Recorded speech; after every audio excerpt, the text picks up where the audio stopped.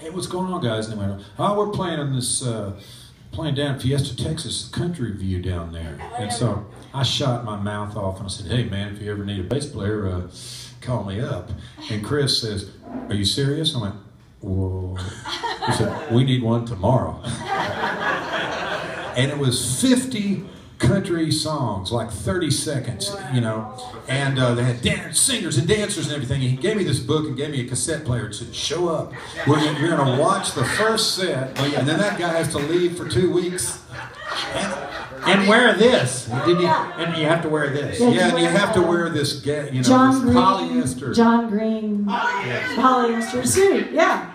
Polyester. Puts money in Swan Song's bank account right there.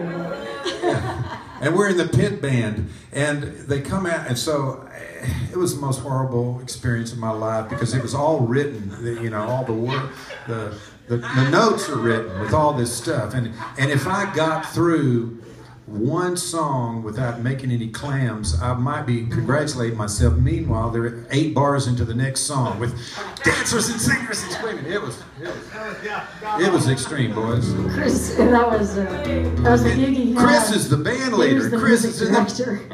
And then he got his gig with Jimmy Dale Gilmore. Yeah. And he said the hardest thing was to go from that gig. Then he went and did the Tonight Show with Jimmy, was his first gig. And then he still had 2 more weeks to do, and he had to go back and put his green polyester suit back on. Yeah. and Chris had been the band leader for Roy Clark. Yeah, which you can imagine. Yeah, Roy Clark. But you know the deal was I guarantee you Chris didn't make one mistake in the whole show. No, he didn't. He blew through the whole thing easily. Yes. And I was Clam City. Yeah. Oh yeah. So I don't like to talk about tax dollars so early in the show, but go ahead and do it. Especially with such an affluent crowd as we've got here. But Such as yourselves. I got a gig with the United States State Department. They send me all over the world, and from 1986 to still trying to go over there. 32 countries later. And of all the countries I went to, India was the furthest out and maybe the furthest in. And so I came back to Texas. I got to play local musicians on their indigenous instruments. We call this music country and eastern music, or ragabilly. Ragabilly is another word. And so we put the group together, came back to Austin. I loved the sound I was getting over there, and I wanted to get some musicians here in Austin to do the same thing, and found some musicians from India. They also work for Dell, but these brilliant people. So we put together this group called Cowboys and Indians. Dots, not feathers. And we are going to be playing, this is a shameless plug, we're going to be playing this week 2 or 3 Cowboys and Indians gigs. One of them at Strings Attached, with Strings on the Grass, on Friday. If anybody knows about that situation, it's really great. Come to Strings Attached on Friday, and then we're going to do a flash mob on Town Lake Bridge on Sunday as the sun's coming down, so I wish you would...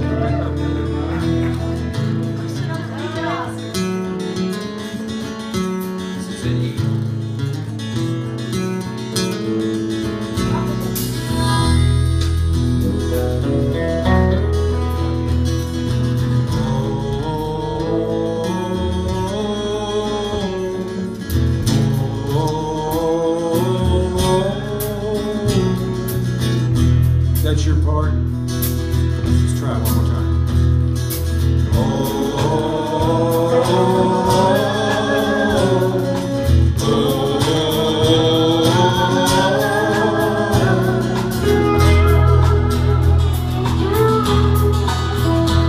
Some cowboys and Indians came riding across the sands of a blood-red painted desert alone equestrians. Sometimes red is black and black is white.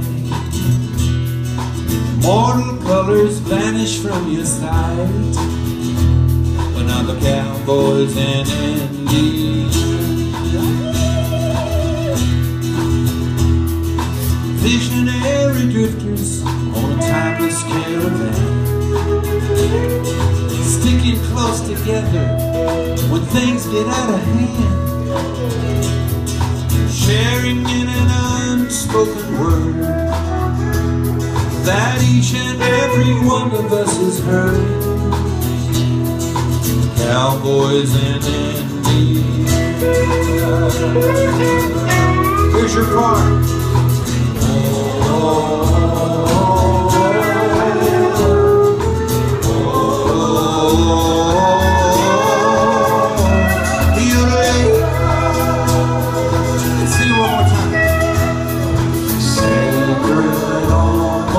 Holy, they were here before me, and carry on. Through the lost horizon, went into the skies, and carried on.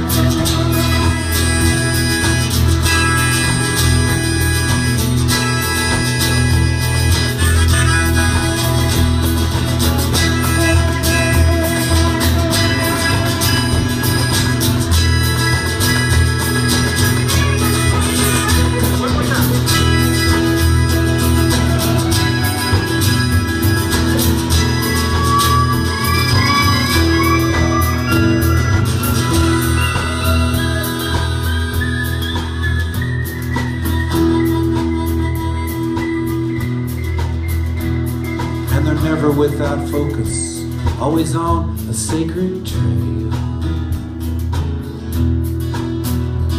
And it's absolutely guaranteed their steps will never fail. Oh, the wheel is turning, even standing still. And though